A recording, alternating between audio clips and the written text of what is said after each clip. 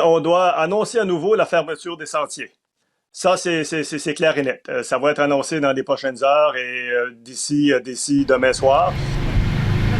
24 heures après avoir annoncé que les sentiers de VTT pouvaient rouvrir sous certaines conditions, la Fédération des véhicules tout-terrain fait volte-face.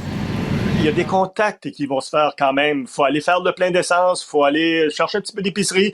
Donc, notre sortie en quad, qu'on le veuille ou pas, elle nous demande une action supplémentaire. Les sentiers ont d'abord été fermés pour la fin de semaine de Pâques et puis vendredi, la Fédération a annoncé leur réouverture.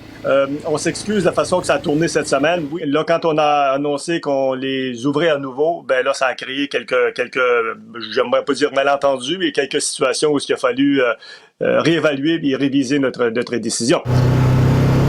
Is to recognize that we cannot have large groups. Le premier ministre Blaine Higgs a alors lancé un avertissement aux amateurs de quad.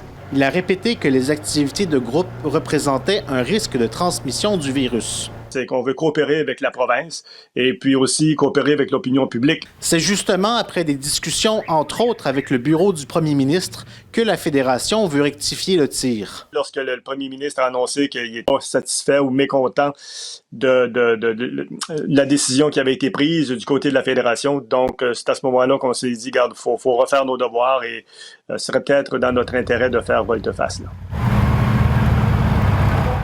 Entendre une période de l'année qui a moins d'utilisateurs. Le président du club de VTT de Caraquette comprend la décision.